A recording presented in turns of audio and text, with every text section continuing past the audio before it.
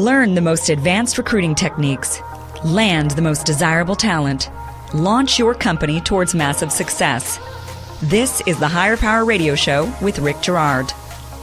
The one change you must make for 2019. Today we're talking about overcoming hiring failures. Spoiler alert, it's your interview process. 1950 called and they want their process back. Excellent. Today's quote: I can't change the direction of the wind, but I can adjust my sails and always reach my destination. Any idea who said that, Brenan? That would be Jimmy Dean, the Sausage King. Not to be confused with James Dean. I don't think he had any quotes.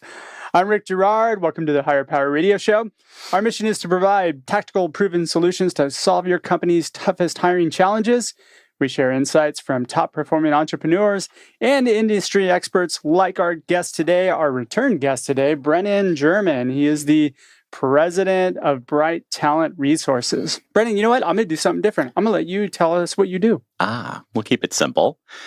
We are a boutique human resources consultancy and contract recruiting company. And so we help organizations really in either two parts: consulting in the various areas of HR like compensation, HRIS, process optimization, or helping with certain job positions or a group of job positions in terms of contract recruiters. See, that was much better than what I was going to read. Welcome to the Higher Power Radio Show today, Brenan. Thanks for having me back. How long's it been? It seems like it was just yesterday. It does seem like it was just yesterday. Oh, I did see you just yesterday.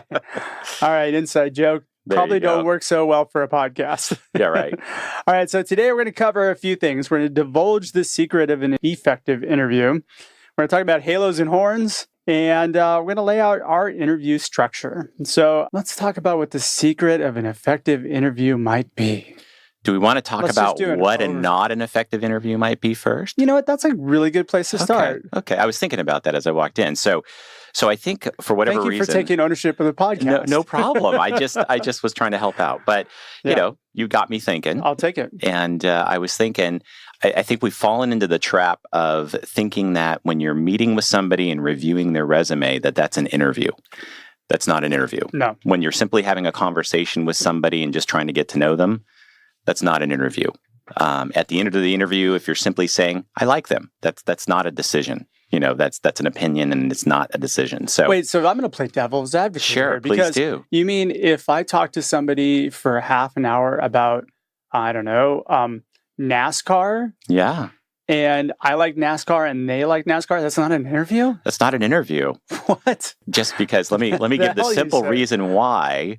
If we're trying to understand somebody, if they're going to be successful in the position you have open, it's probably a good idea to talk about what they've done in the past to give you some indicators as to whether or not they're going to be successful in the future. So NASCAR, unless you're a NASCAR mechanic, NASCAR marketer or something, that would probably be appropriate. I'm following you on that one. I have nothing to disagree with. I mean, because you and I... Well, why not? Let's have fun. It's the last show of the year. It's the holidays. Yes. This is the last show of 2018. Next week, we're in 2019. And so that's really the purpose behind this show, because we want to make sure that you're starting your 2019 in a way where you can effectively hire the people you need to hire. Yep. Let's talk about horns and halos, because this is kind of an interesting concept that I learned of yesterday, as a matter of fact. Me too, from our friend Annie. Yes. Horns and halos are biased conclusions and assumptions. So when you're talking to somebody about NASCAR, you're essentially contributing to that horns and halos. Exactly. You're having a bias-based interview based on the fact that you have common interests. Thank you for completing my sentence. You complete me too. So horns and halos, right? Yep. That would fall under, if we're going to, kind of categorically break an effective interview out into planning, building, executing, and planning, building, practicing, and then deciding. This would be the practice, and this would be horns and halos. So when you walk into an interview, you're going to naturally click with some people. You're going to naturally not click with other people, and that's not necessarily an interview. Yeah, and sometimes that person that you don't necessarily click with right off the bat is probably your best hire. Yeah, could be, but they could also remind you of the kid that used to bully you too when you were younger, and so you have this natural adverse reaction to them. Yeah, absolutely. Eliminating bias is really a huge thing. We have biases when we go into an interview. Yep. Probably the first 15 seconds, you can judge somebody pretty quickly. Very quickly. And there's a big push and a big movement to kind of eliminate bias and And there's also unconscious bias. We've done shows on that. The fact is, you're going to have bias. You just have to recognize that you have it and ignore it for at least the first 15 minutes. Yeah, 15 minutes is a good mark to at least just give everybody an objective look when you walk in, regardless of how you feel about their appearance, regardless of how you feel about their style. Really, it's important for you to step back. And the interview is as much you evaluating them as them evaluating you. And so for you as the interviewer, you have to be self-aware of what you are projecting to them. So it's highly likely if you're having an adverse reaction, you're probably having a facial expression that's matching, right? That reaction internally. Yeah, there's not a lot of good poker players out there. Exactly. So you've got to be self-aware. And so the way to be self-aware is to use that as a guiding principle of, I'm not going to make an opinion for 15 minutes. I'm just going to come into this objectively, regardless of who they are, and I'm just going to let them be who they are. And then after 15 minutes, maybe start formulating an opinion. And you have to keep in mind the purpose of an interview is to get to the truth. Correct. The truth of who this person is. It's not to see if you like them. It's to really get to know whether or not their core values align with your company's core values. Because ultimately, you're interviewing for the company, not for yourself. Yeah. So you want to talk about what to change then going into the new year, like start changing now? Well, so let's talk. Okay, so we talked about bias, conclusions, and assumptions. Sure. Absolutely. Because I think a lot of people jump to conclusions. I mean, that's part of bias, of course. Right. Or they make assumptions based on, this is more importantly where I see a lot of people fail, is they'll ask a really shallow question, get a shallow answer, and then they make an assumption based on how they feel about that person rather than digging deeper. Right. That's something that needs to be consciously thought of and work through. The fact of the matter is, always ask why. Well, now you're talking about probing, right? So if you're talking, you and I are in alignment that we use a structured interview. We have a structured questionnaire. We use that interview or that methodology for everybody. So then when we are able to actually start evaluating candidates, we actually could stack rank and we have a comparative results right in front of us. We know who's the better candidate versus the other. Yeah, because they've all gone through the same exact process. Absolutely. Yeah. Absolutely. So all managers should be doing that. All managers, all people in the hiring process, though, too. Absolutely. But let's just talk about manager because the process is much larger and we've only got to 15 minutes now. So, but it's starting with building the process, but let's build it for the manager, the person actually making the decision. In most of the organizations that I work with, the manager is a piece of it, but it's usually the team that's in it too. So I think what's really important is that there's, like you said, a process and there's consistency as far as everybody is responsible for their little piece. And then you come together and you compare notes. Right. But it starts with the manager. The manager has to project. They have to articulate what they want to the team so the team knows what they're evaluating for as well. Not just simply, I like the person or I think they're just a fit based upon no structured questions or traits or behaviors that they're assessing against. The manager has to dictate that. And then the team will evaluate against that benchmark. So I make that easy. And the reason why I make it easy is because I judge against core company values. Okay. That's the benchmark. It's a great place to start. That's where we run most of our interviews is the alignment with core company values. The technical piece and some of those other pieces are like separate of that. Yeah. But you're making most of your decision based on whether or not somebody brings to the table. So we can say those values equate to behaviors or traits, right? Yeah. So that's how people behave. Evidence. Right. The skills piece is probably 20% of someone's success. They have to have the skills to do the job, but how they do it is 80% of who they are. And that's where you're trying to map or align those behaviors and traits to the values of the company. So that's exactly what we were saying before. Am I pointing? I shouldn't point. I know. I'll use the credit card. I feel like I'm back in parochial school. Sorry. I'll use my credit card. I just had like an Our Lady of Malibu flashback. Obviously, I get very passionate. I'm sorry. Bless you, son. I am Thank God there wasn't a ruler in your hand. I love this stuff and I get very passionate about it. So I'll use my open hands speaking technique. It's very tough in a radio booth to be this candid or this open. With my hands. Thank God there's at least a desk here that's more than a foot. Separating us because I'd totally be in your space right now. We'd be hugging. So as we digress, we're talking about behaviors. You need to identify the behaviors that align with the values that maybe even align with your team, right? And so identify those behaviors and then build the questions around those behaviors so that you can actually evaluate whether or not somebody is a fit for that culture, for those values, for your team. And those questions are very important. Then we get to your probing questions because you never just want to start with, tell me about a time when, and then they give you an answer, then you want to say, why? Why did you do it that way? Or how did you do it that way? Well, yeah, that's and that is the beauty of a behavioral interview. My behavioral interviews are judging against culture. And I build in, I don't want to get into the structure yet. If you're just joining us on the live stream or the podcast, you're listening to the Higher Power Radio Show. I'm Rick Girard, and we're talking to Brenan German. He's the president of Bright Talent Resources. Let's delve into that. Let's delve into our system. So, Brenan, you have a format that you use. You use a scorecard, which, I think is kind of, Well, you have your opinion. But I know we both have our opinion. And what do we say? They all stink? Is that how it's the old term used to be in elementary school? But okay, so let's run through your format. Sure. It's really straightforward. I'm not really a super mathematical, not trained in any type of organizational behavior in the sense of orchestrating some complicated formula how to evaluate somebody. I keep it really simple. So when we talk about developing questions aligned to company values, right, we're talking about traits and behaviors that we're seeking for these candidates so they'll be successful in our business. And so what I do is I would develop questions, or what I help our managers do, build questions around those traits. And essentially, you're building a structured questionnaire that the interviewer needs to follow. And each question, right, is numerically numbered, just like as you're going down any type of test, right?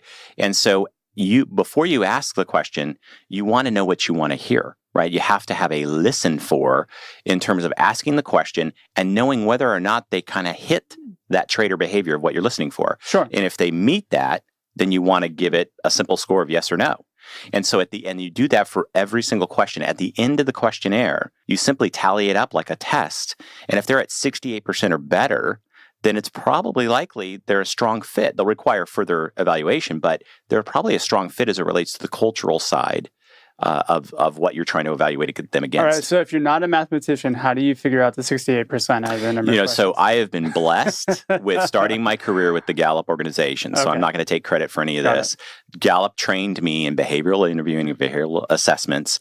I've developed my own principles based upon that. And that was a simple principle learned from Gallup, that if you have this scoring methodology, it helps you evaluate yes or no. Is this person a fit or not? Because if they're a 50%, that's not a fit for your culture, right? Agreed. So that's why I say 68%, there's plus or minus a couple percentage points, right? But we should be clear. A lot of companies are hiring most likely 50 percentile. Well, if they're using decisions such as I like them. or they bring the exact skills that I need to the table. Or only gut, right? How many times do we hear, oh, my gut likes that guy or likes that person? And it's like, really? That's 50% success. You could flip a coin and have the same success as using your gut only. A gut comes in after you've gone through the process and maybe they're still right borderline.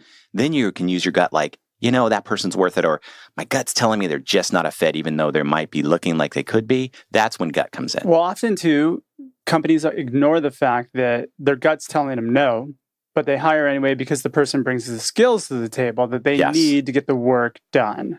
How many people have we known that are highly skilled, but they left dead bodies in the wake of everything they've done, right? and they're always a problematic employee, So we've all had those experiences. So if you want that, go for it, right? And here's the other what happens. And this is such a candidate market right now. I know managers are hiring at less than 50% because they're so desperate just to have somebody in the seat, right? Yeah, exactly. Which is also that's a scary place to be. It's a very scary place to be, and I would recommend you not be there at all costs because it'll cost you too much. Outline for me the 4 pieces of your format. All right, so starts with build. Right. Okay. So to build, you got to identify what are the competency or the traits and behaviors I want to evaluate against.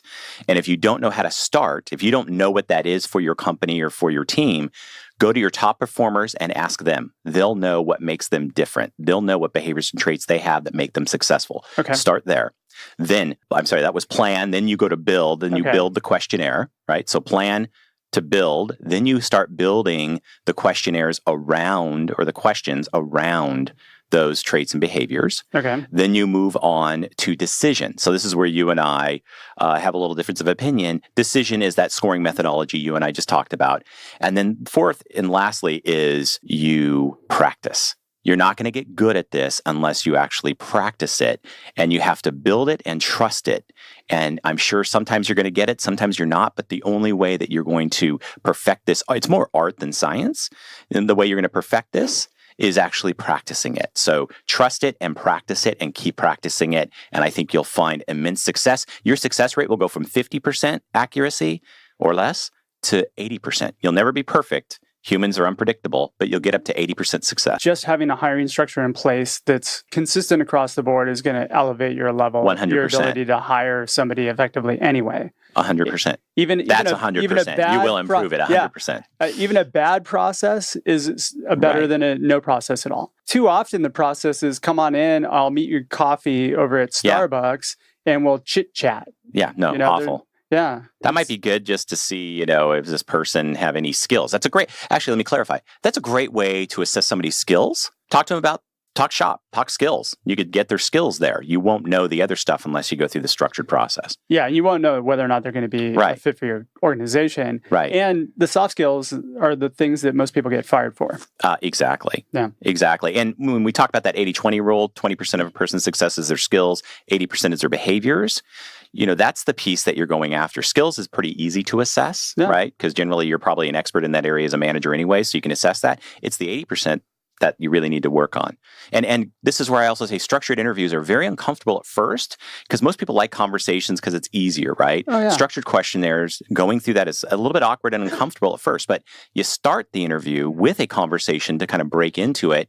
Then you set the expectation. We're going to ask some structured questions so I can properly assess you as to whether or not you're a fit, and then allow them to ask questions too so they can evaluate the team as well. They're not awkward though if you're prepared for it. Correct. And if you're trained in how to do it. Correct. That's a thing that most hiring managers need to take into consideration. Yeah. If you're going to put in a process, make sure that you're really tight on what your process is. If you're doing behavioral interviewing, train your people on how to dig deep. Exactly. The probing that you just mentioned, that has to happen in a behavioral interview. Yep. Why is my favorite question when I talk to candidates? Well, why'd you do that? Yeah. So what made you think of it that way? Yep. Who, what, where, and why are like your go-tos. And just keep digging under the hood. I look at it like, you got a problem with your engine, find out what's going on. It should be friendly and affirming. You don't want to say, that's stupid. Why'd you do that? Right? So be careful. Be nice. No, that's a turnoff. We're attracting people in. We're not qualifying them out, right? So here's, I think, the biggest component as to why this continues to be an issue is it's the catch-22 that most managers are in. I'm too busy because I don't have the staff. Right. So therefore, I don't have the staff because I'm too busy to interview and find people and take the time to properly interview. So for 2019, don't make that an excuse anymore. If you want to be an effective leader, you have to be an effective hirer. You have to make the time. Well, you save more time when you interview less people the right way. And money. Yeah. Tons of money. Absolutely. Right? Let me outline my structure because this is what I feel is really important. Okay, Rick, tell me. How do you interview people? Well, the structure of it needs to be something where it's completely organized. You need to have somebody, if it's not the hiring manager, you need to have maybe an admin or somebody who is preparing people for it, who's keeping the time, who's leading people through the process, introducing them to the next interviewer. Yep. It's got to be completely organized. Yep. And it's got to be timed. And you have to stick to the time. You can't have one person spend 10 minutes in with the interviewee and the next person spend 45 minutes. Right. It looks, candidate, like you're just winging it. Right. Even if you've got the questions prepared, it doesn't look right. Now, I also build in what I call knockout questions into each process. So my knockout question is just going to be something that if the person gets it really wrong, the interview stops there and you move on. Right. You give real-time feedback to the candidate and let them know that they're not a fit. And you usually agree on at that point. And then you send them on their way and you're saving them time. The last piece is the real-time feedback. Yep. You've got somebody in front of you. Ask them how it's going, what they think. Yeah. Ask them what you can be doing better. Look at it like an agile process. Exactly. And I think if you've got the attitude as a business that the candidate should be thankful that they're there for an interview, you've probably already turned off so many good people that you've got to change that attitude. And unfortunately, we see that attitude, especially startups. Maybe we should start the very first part of this thing is attitude, right? Well, we were talking horns and halos. So. Yeah.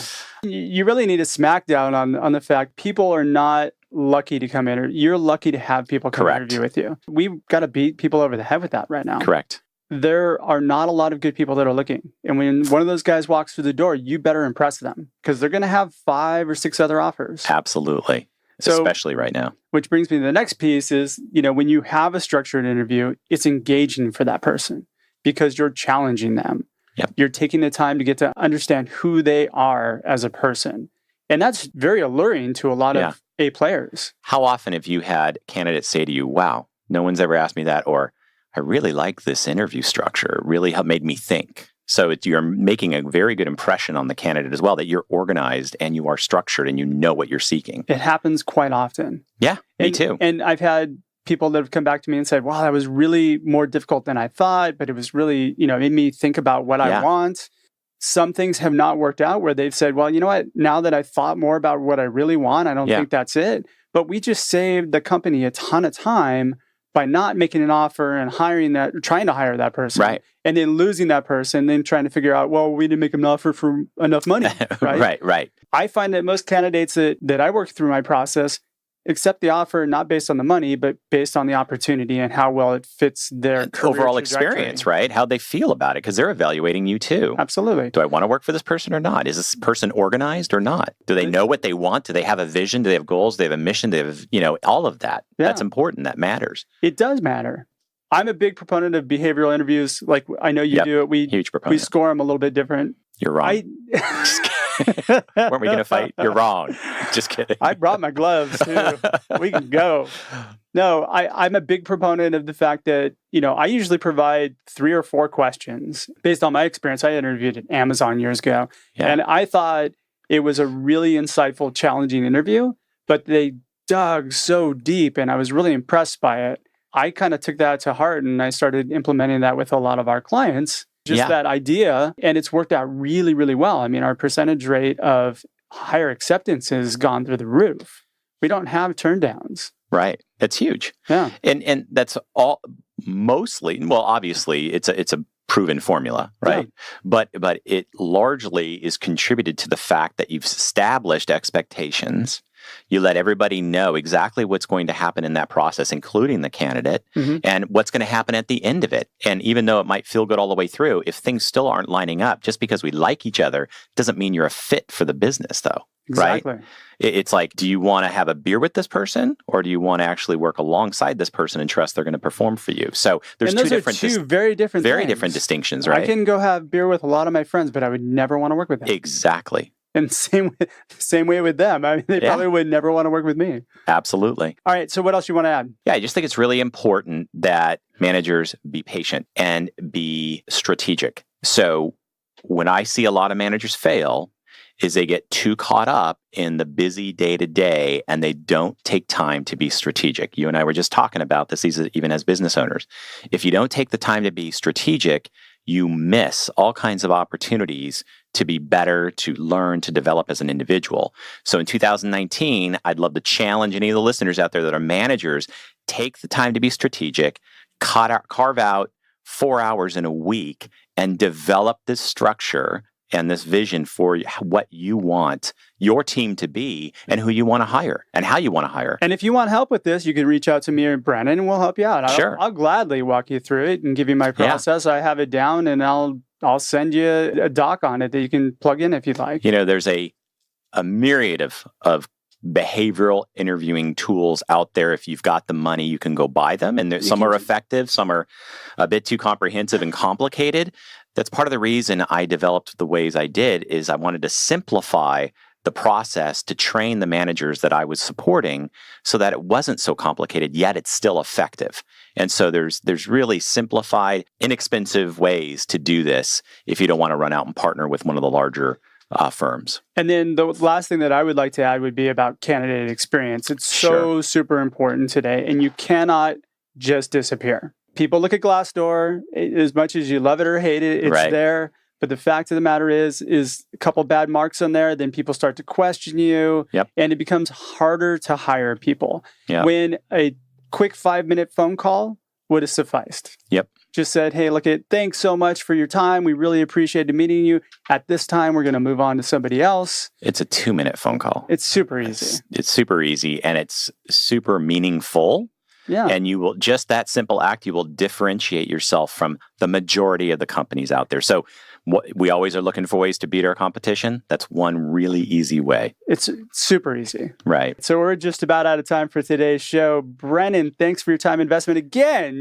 Awesome. You're a two-peat this year. I know. Thank you. Maybe This is so fun. Do we say Happy New Year? Happy New Year. All Well, right. not yet. Not yet. Merry Christmas. I hope Okay. everybody had a great holiday. But so what's the best way in which somebody could reach out to you and get in touch with you? Best way is just website. So brighttalent.com, BRIGHTTALENT.com. Perfect. All right. I want to thank our listening audience for tuning in to this week's episode of Higher Power. Quick thanks to our team, our engineer, Paul Roberts, our creative director, Ayla Gerard, our producers, Andrea Ballin and Shanti Ryle. This is our last show for 2018. Woo-hoo! And I want to thank the audience for sure, because you guys have been awesome. The feedback that you've given us has been outstanding. Quite frankly, I'm inspired to keep bringing great content for you. So it's good stuff. Please subscribe, rate, and review. We get most of our traffic from iTunes, so keep it coming, guys. Hop on my personal website. You can yell at me there, or on LinkedIn. I'm good. 2019 starts next week, and we're bringing to you a special guest, Joe Mullings, who's the president of the Mullings Group. I'm your host, Rick Gerard, and you have been listening to the Higher Power Radio Show. Aloha.